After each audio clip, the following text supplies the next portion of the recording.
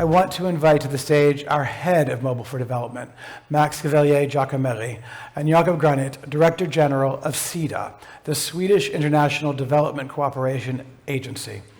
The enduring partnership between the GSMA Mobile for Development team and Sida has been instrumental in driving meaningful impact at scale across countries, regions, and with underserved communities.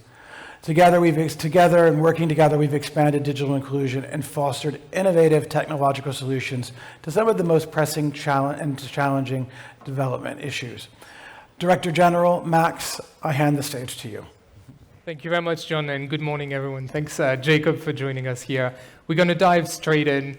Organizations like Sida are really focused on reducing inequalities, creating a world that is safer, greener, fairer, more prosperous, more inclusive.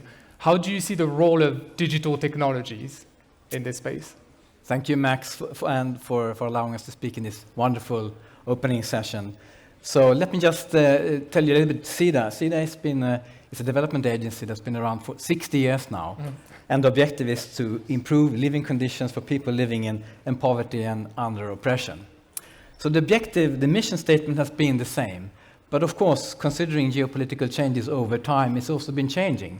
So in the first phase, we were really focusing on basic infrastructure, water supply, sanitation, and so forth. And in the next phase, much more on good governance, democracy, human rights, and so forth.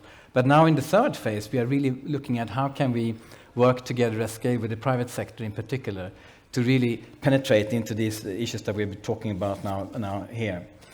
And as a development agency, also the different tools we have are also developing over time. So it's not only grants anymore, we're looking much more into the guarantee instrument, which we can deploy with commercial banks and also the multilateral development banks for projects that will support this digital transition. And of course, we work very strongly with our private sector, that also from Sweden and beyond, and domestically. And Sweden, as a European development player, now we also work much more strongly as a European community. So we have about 25 different aid agencies operating in Europe today, and we are working very closely with them to try to really put together larger packages of investment opportunities. So that's one element on how we are changing our work. But we can see, of course, that the mobile technology has really made a huge difference, as we have heard throughout this panel for so many people. But as everybody else here, we are very concerned about the digital divide, the 2.6 billion people that don't have access yet. Yeah. So that's something we are very, very much depending on. And moving forward, we can see that we need to maintain also a global architecture, not only at the country level, but it's important to keep up the UN institution systems to create a global architecture. And the Global Digital Compact that was adopted at the United Nations General Assembly last year is a very important tool that provides an overall framework for all of us to engage. So for us, we see that. But then, of course, also GSMA itself, that connects so many different countries and agencies across the globe, is a very important platform to maintain a digital architecture at the global level. Yeah, thank you very much. I've heard you say partnership. We've heard earlier about collaboration, cooperation, no matter how we call it. How do you see the partnerships between private sector, public sector, but also civil society organizations work to deliver the maximum impact? Yeah. Well, it's also an ecosystem of all these stakeholders and actors that we need to work with together. So they all play different roles. I mean, it's been a lot of discussion here about the importance of regulation or even deregulation, but some form of balance is important here. So as we see it, it's very important for us to, as an agency, to support the regulatory framework and make it sort of adjusted to the setting that we have, and to create the enabling framework for the private sector to engage. We've heard here in the panels that it's struggling in many areas. Yep.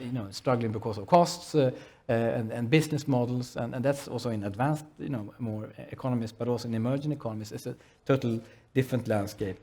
So for us to work with the civil society when it comes to more, values and norms, it's important to put a pressure also on having the right incentives and framework. Yep. But at the same time, to work with to deploy the tools of the private sector through the guarantee systems that we have. Yep. So there's a lot of financial innovation now moving on in this space.